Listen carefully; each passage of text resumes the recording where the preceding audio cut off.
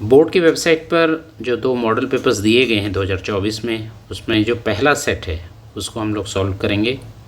Question number 1 जो कि MCQ question होता है, बहुविकल्पी प्रश्न है। उसका पहला प्रश्न है, मान लीजिए कि फलन f(x) बराबर 3x द्वारा परिभाषित फलन f R से R है। तो सही उत्तर चुनना है कि f एकेकी आच्छादक है, f बहुएक आच्छादक है, f एकेकी है पर आच्छादक नहीं है, और f न तो एकेकी है और न ही आच्छादक है। कुछ चीज़ें हमें याद रखनी है, क्योंकि फलन जो दिया है f(x) बराबर 3x, ये दिख रहा है, ये एक रैखिक फलन है, ये एक रैखिक फलन है। तो आपको याद रखना है कि कोई भी रैखिक फलन की मैपिंग जब रियल नंबर से रियल नंबर पर होती है तो यह फलन एकेकी आच्छादक होता है, यह फलन एकेकी आच्छादक होता है। ठीक है, तो इसका जो सही उत्तर है वह है ऑप्शन नंबर 1, इसका सही उत्तर है।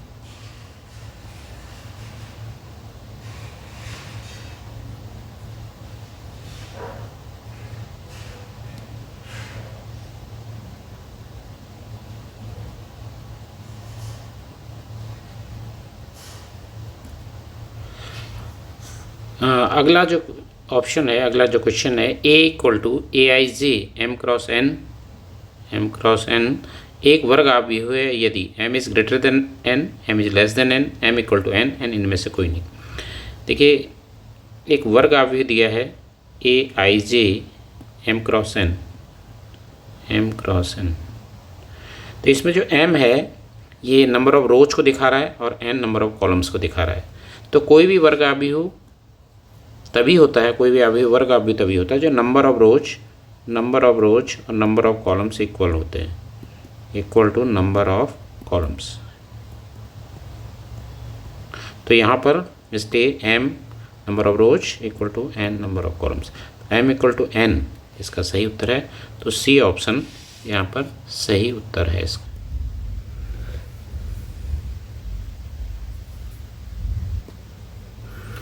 घ जो MCQ क्वेश्चन है, एक उत्पाद की x इकाइयों के विक्रय से प्राप्त कुल आय रुपयों में Rx बराबर 3x² प्लस 36x प्लस 5 से प्रदत्त है।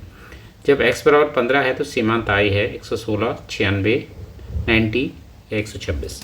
तो देखिए बेटा, Rx जो फलन दिया हुआ है ये दिया है 3x² प्लस 36x प्लस 5, ये कुल आय के लिए है।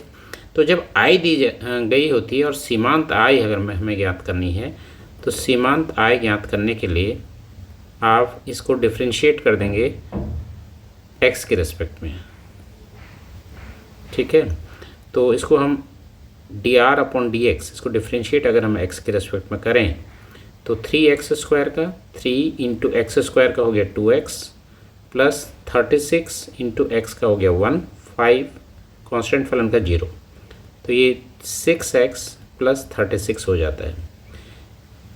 तो हमें सीमांत आय की जो वैल्यू निकालनी है वो हमें निकालनी है x बराबर 15 पे, x बराबर 15 पे हमें निकालनी है। तो x बराबर 15 पे इसका मान निकालेंगे तो 6 × x की जगह 15, 15 प्लस 36, तो 6 × 15 या 15 6 या 90, 90 प्लस 36, तो इसको अगर हम ऐड कर लेते हैं तो ये हो जाता है 126, 126। 126 यहाँ पर डी ऑप्शन है, तो डी ऑप्शन सही है। अगले क्वेश्चन में एक अवकल समीकरण दिया है, इस अवकल समीकरण को दोबारा लिख देते हैं। 2x² d2y/dx² minus 3 dy/dx plus y बराबर 0 की कोटि पूछी गई है, कि कोटि या ऑर्डर, इसको ऑर्डर बोलते हैं, ये आपको फाइंड आउट करना है, इसकी कोटि या ऑर्डर क्या है। तो अगर इस इक्वेशंस को, डिफरेंशियल इक्वेशन को हम देख रहे होते हैं तो जो हाईएस्ट ऑर्डर डेरिवेटिव है वो ये वाला पद है, तो यही इसकी कोटि का निर्धारण या ऑर्डर का निर्धारण यहीं से होना है। और ये 2 बार डिफरेंशिएट किया गया है, तो ये 2 बार डिफरेंशिएट किया गया है, तो इसकी कोटि जो हो जाएगी ये हो जाएगी 2। कोटि, इसकी कोटि निर्धारण करने का पद यही है, तो 2 बार डिफरेंशिएट है इसलिए इसकी कोटि हो जाएगी 2। तो यहाँ पर ऑप्शन ए जो है वो सही उत्तर है, ऑप्शन। अगला जो क्वेश्चन है निश्चित समाकलन का क्वेश्चन है, डेफिनेट इंटीग्रेशन का एक क्वेश्चन है। Integration 1/√3 1 to √3 dx upon 1 + x²। तो क्लियरली आपको पता है 1/1 + x² dx, इसको ऐसे लिख सकते हैं 1/1 to √3। तो ये जो इंटीग्रेशन होता है 1/1 + x² का, ये होता है tan 1x। फॉर्मूला आप याद किया होगा आपने। तो 1 to √3। अब x की जगह जब हम अपर लिमिट रखते हैं तो tan 1√3, देन माइनस x की जगह लोअर लिमिट tan 1(1). अब tan 1√3 जो होता है, tan के 60 की वैल्यू है, तो tan 60 मीन्स π/3, इसको लिख सकते हैं। एंड माइनस tan 1 जो होता है, tan में tan π/4 की, tan 45 की वैल्यू होती है, तो tan π/4। tan 1 एक दूसरे को कैंसिल करेंगे तो रहेगा π/3, और यहाँ से इसी प्रकार ये रहेगा π/4। इसको सिंप्लीफाई कर लेंगे, एलसीएम लेके। एलसीएम हो गया 12, 3 4 जा तो 4π, 4 3 जा 3π, तो 4π - 3π इज पाई, तो π/12 ये इसका करेक्ट आंसर हो जाएगा। π/12 means option D is the correct option. अगला जो क्वेश्चन है, एक 10 मीटर त्रिज्या की बेलनाकार टंकी में 314 मीटर क्यूब प्रति आर की दर से गेहूं भरा जाता है। भरे गए गेहूं की गहराई की वृद्धि दर है 1 मीटर प्रति आर, 0.1 मीटर प्रति आर, 1.1 मीटर प्रति आर, 0.5 मीटर प्रति आर। तो सबसे पहले आप देख रहे हैं कि बेलनाकार टंकी है, तो आपको देखना है बेलनाकार टंकी में गेहूं भर रहे हैं और 314 मीटर क्यूब प्रति आर। इसका मतलब जब भी बेलनाकार टंकी में गेहूं भरा जाता है तो उसका वॉल्यूम इंक्रीज होता है, वॉल्यूम। तो हम चलेंगे बेलनाकार टंकी का वॉल्यूम मीन्स आयतन V, इसके लिए जो फॉर्मूला है बेलन का, जो आयतन का फॉर्मूला लग जाएगा πr²h, πr²h, r त्रिज्या और h उसकी गहराई या ऊंचाई। अब यहाँ पर ये 314 मीटर की प्रति घंटे की दर से है, और r भी आपको गिवन है, r भी आपको गिवन है 10 मीटर। तो r की जगह तो आपका 10 हो जाएगा, ये v की वैल्यू है। तो ये 10 का जो स्क्वायर होता है 100, तो 100πh हो गया। अब इसको जो बेलनाकार टंकी में गेहूं डाला जाता है 314 मीटर क्यूब प्रति आर की दर से, मतलब इसको टाइम के सापेक्ष आपको डिफ्रेंशिएट करना है दोनों साइड। तो differentiate with respect to t, तो ये आएगा dv/dt। 100π इसमें कांस्टेंट हो गया, तो 100π एज इट इज़ कांस्टेंट रहेगा, और h का हो जाएगा dh/dt। अब dv/dt की वैल्यू गिवन है, और इसको हम लिख लेते हैं 314 ये है, equal to 100π into dh/dt। dh/dt ये आपको फाइंड आउट करना है, गहराई किस दर से बढ़ रही है ये आपको फाइंड आउट करना है। तो dh/dt की वैल्यू आ जाएगी 100π का आपको ट्रांसपोज कर देंगे, इसका पक्षांतर कर देंगे, तो इसके डिनोमिनेटर में आ जाएगा 100π। अब पाई की जो वैल्यू आपको लिखनी है वो है 3.14, तो 100 इंटू 3.14 इक्वल टू dh/dt। तो dh/dt की वैल्यू आ गई। अब 3.14 को जब हम 100 से मल्टीप्लाई करेंगे तो ये 314 आ गया, इसका न्यूमरेटर भी 314 है, तो ये dh/dt की वैल्यू यहाँ पर आती है। तो ये 1 टाइम इसको कैंसिल करेगा, तो गहराई जो उसकी बढ़ेगी, गहराई की बढ़ने की जो दर होगी वो 1 आ गई, और इसका यूनिट जो होगा वो यहीं से डिसाइड होगा। तो ये मीटर प्रति आर, गहराई जो है 1 मीटर प्रति आर की दर से इसकी गहराई की वृद्धि दर हो जाएगी। तो ऑप्शन नंबर ए यहाँ पर करेक्ट आंसर है, ऑप्शन नंबर ए। अगला जो एमसीक्यू क्वेश्चन है, यदि दो सदिशों ए तथा बी के बीच थीटा का कोण है और mod of a dot b equal to mod of a cross b है, तो थीटा की वैल्यू आपको फाइंड आउट करनी है out of these given option. तो क्लियरली आप जानते हैं ए डॉट बी जो होता है, ए डॉट बी ये होता है mod of a mod of b into cos theta. ठीक है, तो यहाँ से इसका जो मॉड हो जाएगा mod of a dot b, ये हो जाएगा, क्योंकि खुद ही एक अदिश राशि है, ये एक स्केलर क्वांटिटी है, तो mod of a dot b भी यही हो जाएगा mod a mod b cos theta. ठीक है, एंड ए क्रॉस बी की जो वैल्यू होती है, ए क्रॉस बी जो होता है आपका, ये होता है mod of a mod of b sine theta into n cap. N cap, जहाँ एन जो है, एन कैप जो है ए और बी दोनों के लंबवत दिशा में एक मात्रक सदिश होता है। तो क्योंकि ये एक वेक्टर क्वांटिटी है, इसका जो मॉडुलस होगा वो ये वाला जो पार्ट है इसका मॉडुलस कहलाता है। तो ये होता है mod of a mod of b into sine theta. अब आपको यहाँ पर जो गिवन है, जो चीज़ दी गई है, ये दिया गया है mod of a dot b equal to mod of a cross b. तो this implies mod of a dot b, यहाँ पर आपने फाइंड आउट किया है, ये होता है mod of a mod of b cos theta, और mod of a cross b ये फाइंड आउट किया आपने mod of a mod of b sine theta. ठीक है, तो दोनों साइड इक्वल हैं, तो सेम चीज़ मल्टीप्लाई जो हो रही है ये आप कैंसिल कर सकते हैं, मॉड ऑफ ए से mod of a, mod of b से mod of b cancel out हो जाएगी। तो cos theta equal to sine theta, या फिर कॉस थीटा और इस साइन थीटा को लेके आएंगे हम इसी साइड को, तो अपॉन में आएगा साइन थीटा इक्वल टू 1। तो cos theta upon sine theta is cot theta, तो कॉट थीटा इक्वल टू 1, और 1 जो होता है कॉट 45 है, कॉट 5/4 की वैल्यू होती है। तो cot theta equal to cot 5/4, this implies theta equal to 5/4। Theta की जो वैल्यू आएगी वो आएगी 5/4। तो यहाँ पर जो करेक्ट ऑप्शन है option b is the correct option. इसके बाद एसर्शन रीजन के क्वेश्चन से दो, इसमें जो पहला क्वेश्चन है वो झ है। अभिकरण कारण या एसर्शन रीजन में जो आपको आंसर देने, यहाँ पर बहुत बच्चे कंफ्यूज होते हैं। तो एक आपको कुछ कोड दिए गए हैं, आपको कोड एक लिखना है यदि ए और आर दोनों सत्य हैं और आर जो है रीजन जो है एसर्शन की सही व्याख्या करता है, तब तो आपको कोड 1 लिखना है। और कोड 2 आपको लिखना है यदि एसर्शन और रीजन दोनों सत्य हैं लेकिन आर ए की सही व्याख्या नहीं करता, तो आपको कोड 2 लिखना है। कोड 3 आपको लिखना है ए तो सत्य है, मतलब एसर्शन सत्य है लेकिन जो रीजन है वह सत्य है, तब आपको कोड 3 डालना है।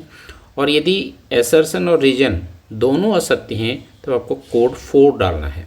तो क्वेश्चन है अभिकरण जो एसर्शन दिया है, यदि ए जो है 3i माइनस 4j प्लस 2 की, एक ए की वैल्यू है, वेक्टर ए की वैल्यू है, और वेक्टर वी की वैल्यू है 2i minus 3j plus p की। तो ये अगर परस्पर लंब है तो p की जो वैल्यू है वो 9 है। ये एक एसर्शन आपको दिया है, कारण इसका दे रहा है परस्पर लंबवत सदिशों के लिए a dot b is not equal to b। ठीक है, तो इसको हमें करना है। तो आपको पता होना चाहिए अगर दो वेक्टर a और b अगर परस्पर लंब है, ये लंब कब होते हैं, ये लंब होते हैं कि तब इनका डॉट प्रोडक्ट जो होता है वो 0 होता है।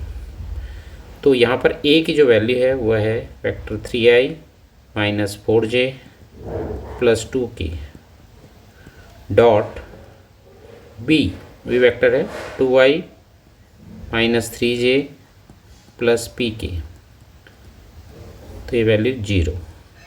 अब जब इनका डॉट प्रोडक्ट वेक्टर का निकालते हैं तो i डॉट i ये 1 होता है, j डॉट j 1 होता है, k डॉट k 1 होता है, बाकी i dot j i dot k j dot i j dot k जो भी हैं k डॉट i और k डॉट j, इस टाइप ये सारे टर्म 0 हो जाते हैं। तो i डॉट i वाला लिया जाता है, तो 3 into 2 i dot i is 1, ऐसे ही j डॉट j वाले रह जाएंगे, तो -4 इंटू -3 कोफिशिएंट के लेने खाली, प्लस k डॉट k 1, तो 2 इंटू p इक्वल टू 0, तो 6 ये plus -4 into -3 plus 12 plus 2p equal to 0। तो इनको अगर हम ऐड करते हैं तो ये 12 plus 6 is 18, 18 plus 2p equal to 0। 2p equal to this value is -18, तो p की वैल्यू जो आएगी -18/2 इज -9। तो p की वैल्यू -9, यहाँ पर p इक्वल टू 9 बोल रहा है, तो ये आपका असत्य हो गया, ये कथन आपका असत्य हो गया। ठीक है, और कारण दे रहा परस्पर लंबवत सदिशों के लिए a dot b is not equal to 0, जबकि हमें पता है कि अगर दो वेक्टर्स परस्पर लंबवत हैं तो उनका डॉट प्रोडक्ट 0 के बराबर होता है, तो ये भी असत्य हो गया, ये भी आपका असत्य हो गया।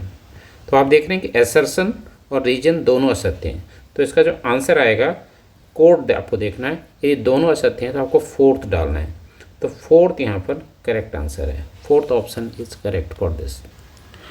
एसर्शन रीजन का जो सेकंड क्वेश्चन पूछा गया है, इसमें एसर्शन या विकथन जो है, वृत्त एक दिया हुआ है x² + y² बराबर 16, एक वृत्त है द्वारा घिरा क्षेत्रफल, इस वृत्त द्वारा घिरा क्षेत्रफल 16 पाई वर्ग इकाई है। कारण दिया है क्योंकि यह x² + y² बराबर 16 एक वृत्त है जिसकी त्रिज्या 4 इकाई और इसका केंद्र 0, 0 है। तो आप जानते हैं कि x² + y² equal to r² जो होता है, x² + y² equal to r², ये एक वृत्त का जनरल इक्वेशन है। तो इसको हम लिख सकते हैं x - 0 का स्क्वायर प्लस y - 0 का square equal to 16 can be written as 4²।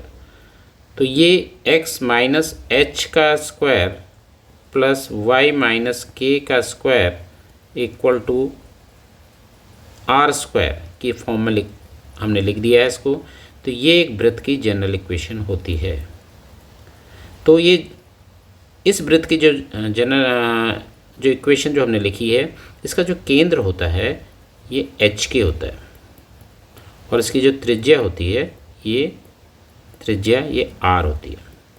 तो अगर मैं इसको इससे कंपेयर करूं, तो H की जगह पे क्लियरली 0 और K की जगह पे 0 है, तो केंद्र जो आ जाएगा वो आ जाएगा 0, 0 और r² इक्वल टू 4², तो त्रिज्या हो जाएगी 4, त्रिज्या हो जाएगी 4। तो केंद्र 0, 0, त्रिज्या 4। वृत्त का जो क्षेत्रफल होता है, वृत्त का क्षेत्रफल आप जानते हैं, वृत्त का क्षेत्रफल πr² से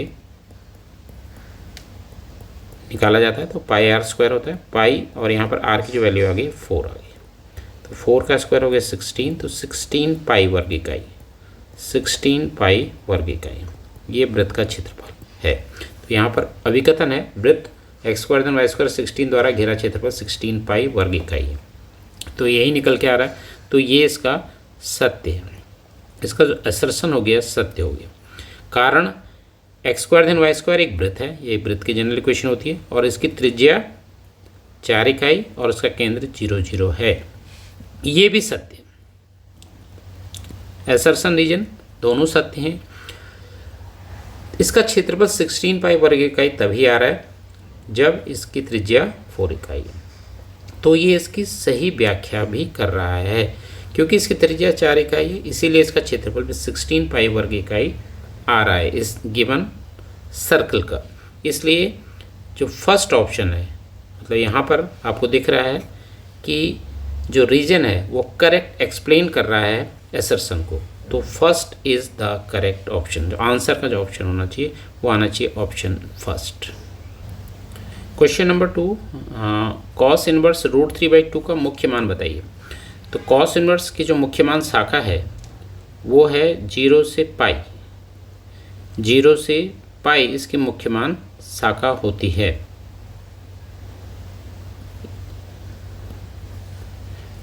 तो अगर cos इनवर्स किसी पॉजिटिव नंबर का हमें जैसे √3/2 पॉजिटिव है तो इसका मुख्य मान निकालना है, तो 0 to पाई से अगर हम समझते हैं कि 0 से पाई फर्स्ट क्वाड्रेंट से सेकंड क्वाड्रेंट, तो cos इनवर्स फर्स्ट क्वाड्रेंट में पॉजिटिव आएगा और सेकंड क्वाड्रेंट में ये नेगेटिव होता है, तो यहाँ पे पॉजिटिव ही मान आना है।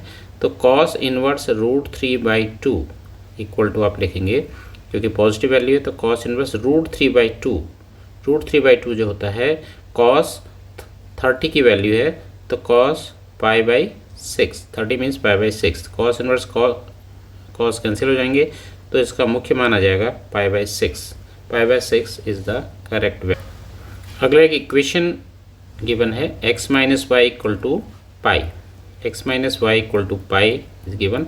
आपको dy/dx फाइंड आउट करना है तो इसको हम डिफ्रेंशिएट कर देंगे x के रेस्पेक्ट में, differentiate with respect to x। तो x का x के रेस्पेक्ट में डिफ्रेंशिएशन 1 और y का x के रेस्पेक्ट में डिफ्रेंशिएशन हो जाएगा dy/dx। पाई पूरा कांस्टेंट है तो इसका हो जाएगा 0। तो अब इसको ट्रांसपोज कर देंगे तो dy/dx यहाँ के पॉजिटिव इक्वल टू 1, dy/dx की वैल्यू आ गई, therefore dy/dx इज 1। अगला फोर्थ क्वेश्चन एक इंटीग्रेशन का क्वेश्चन है, integration ex sec x into 1 + 10x with respect to x। तो एक इंटीग्रेशन है, पहले इस sec x को मैं अंदर मल्टीप्लाई कर रहा हूँ तो ये आपका आ रहा है ex into sec x into 1 is sec x plus sec x into 10x is sec x 10x।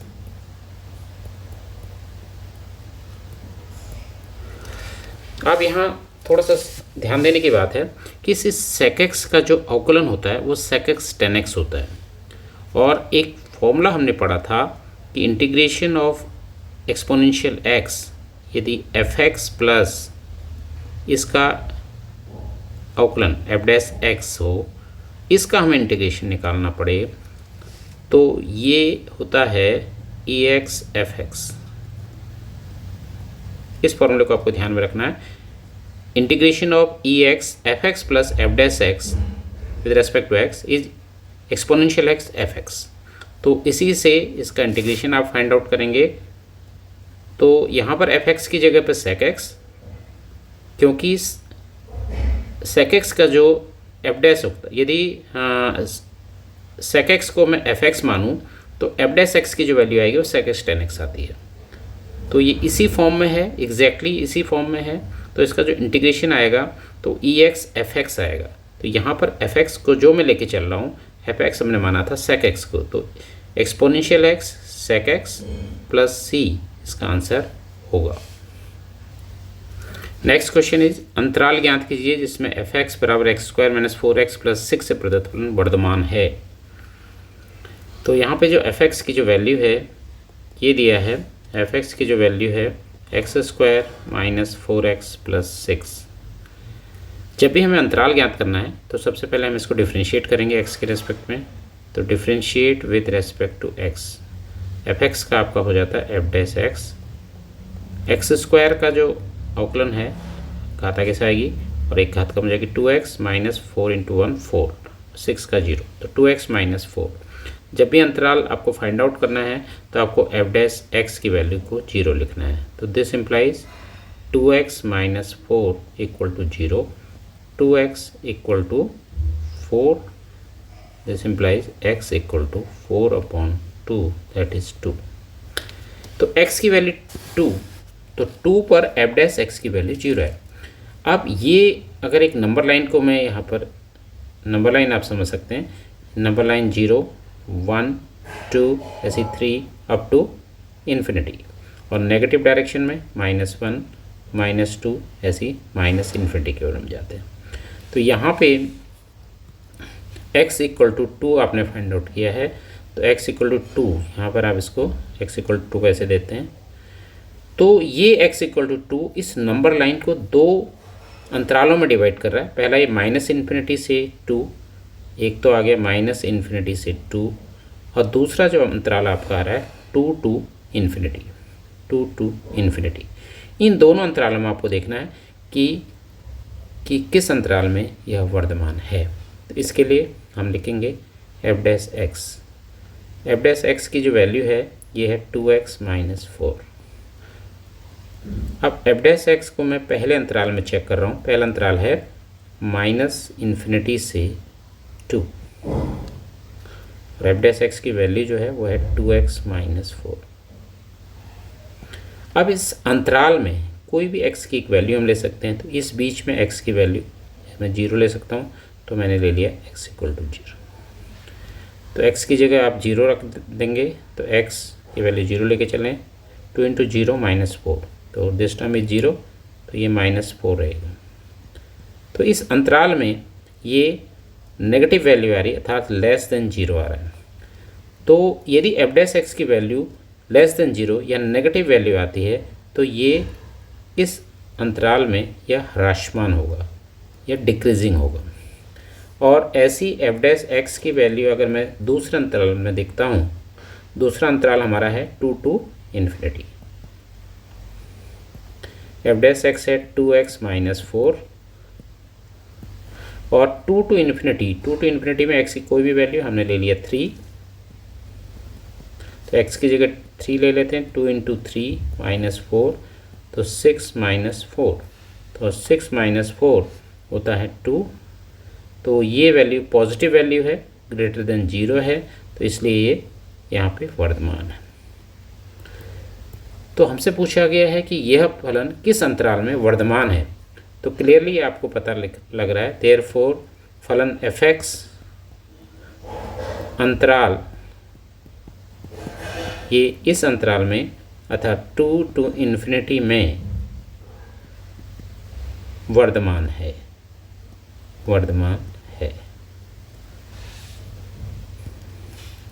अगला क्वेश्चन, तो I dot J cross K plus J dot I cross K plus K dot I cross J, इसकी value हमें find out करनी है। तो हमें पता है कि अगर I J K को मैं क्लॉकवाइज डायरेक्शन में लूँ, क्लॉकवाइज डायरेक्शन में इस ढंग से, तो I क्रॉस J, तो I क्रॉस J की वैल्यू होती है K के बराबर, J क्रॉस K ये I के बराबर, J क्रॉस K ये I हो जाता है, और K क्रॉस I की जो वैल्यू होती है K cross I is J के बराबर। अगर हम एंटी क्लॉक डायरेक्शन में जाएंगे तो ये वैल्यू नेगेटिव हो जाएगी, जैसे I cross K is -J, K cross J -I, J cross I is -K। तो इस ढंग से ये वैल्यूज हमें लिखनी है पहले। तो ये ब्रैकेट के अंदर वाली वैल्यू को मैं लिखने जा रहा हूँ, तो ये आ गया I dot J cross K is I plus J vector J dot I cross K, तो ये हमारा एंटी क्लॉक डायरेक्शन में है, तो ये -J हो जाएगा, plus vector K dot I cross J clockwise direction में है, तो ये K। तो I डॉट I, अब ये भी हमें पता होना चाहिए कि I डॉट I हो चाहे J डॉट J हो चाहे K डॉट K हो, ये वैल्यूज़ 1 के इक्वल होती है। बाकी I dot J, I dot K, J dot K ये सारी वैल्यू 0 होती है। तो I डॉट I आगे तो 1, plus into minus is minus, J dot J is 1 and K dot K is also 1। तो प्लस माइनस विल कैंसिल, तो ये वैल्यू आ गई 1 के इक्वल। अगला प्रोबेबिलिटी का क्वेश्चन है, ए तथा बी ऐसी घटनाएं दी गई हैं जहाँ PA 1/2, PA union B 3/5, PB की वैल्यू P है। इसके अलावा A और B परस्पर अपोरजी घटनाएं हैं, तो P का मान ज्ञात कीजिए। तो आपको कुछ चीज़ें याद रखनी है, A तथा B यदि परस्पर अपवर्जी घटनाएं हैं, परस्पर अपवर्जी घटनाएं हैं, इस पर अक्सर क्वेश्चन आता है। परस्पर अपवर्जी के केस में A इंटरसेक्शन B की जो वैल्यू होती है वो 0 के बराबर होती है। तो इसलिए क्योंकि A इंटरसेक्शन B 5 के इक्वल होती है, तो इसलिए इसका जो प्रोबेबिलिटी होगी ये 0 हो जाएगी। और ये भी ध्यान रखना, कई अपोरजी पर क्वेश्चन पूछता है, कभी ये परस्पर स्वतंत्र घटनाएं पर क्वेश्चन पूछता है। तो यदि घटनाएं स्वतंत्र घटनाएं, इस पर भी क्वेश्चन आ जाता है, तो इसको भी ध्यान में रखना है। यदि स्वतंत्र घटनाएं दिया रहता है तो पी ए इंटरसेक्शन बी की जो वैल्यू होती है इस केस में P A into P B होती है। तो यहाँ पर जो क्वेश्चन है परस्पर अपोर्जी का क्वेश्चन है, तो घटनाएं परस्पर अपोर्जी हैं, इसलिए पी ए इंटरसेक्शन बी की वैल्यू 0 होगी। अब पी ए पी बी और P A union B P A intersection B में एक रिलेशन होता है। इस रिलेशन को हम लिख रहे हैं P A union B equal to P A plus P B minus P A intersection B. तो दिस इम्प्लाइज यहाँ पर पी ए यूनियन बी ये आपको दिया गया है 3/5, P A 1/2, P B P और पी इंटरसेक्शन बी ये हो गया 0। तो हमें p की वैल्यू फाइंड आउट करनी है, तो p इक्वल टू 1/2 का आप ट्रांसपोज कर देंगे, पक्षांतर कर देते हैं इस ढंग से। तो इनका एलसीएम हो गया 10, 5 2 जा 10, 3 2 जा 6, -2 5 जा 10। तो 6 - 5 इज 1, तो 1/10 इक्वल टू p। तो p की जो वैल्यू निकल के आएगी यहाँ पर 1/10 के इक्वल आ जाएगी। तो आज के लिए इतना ही। आज हमने 1 मार्क्स के सारे क्वेश्चन करे। अगली वीडियो में इसके आगे का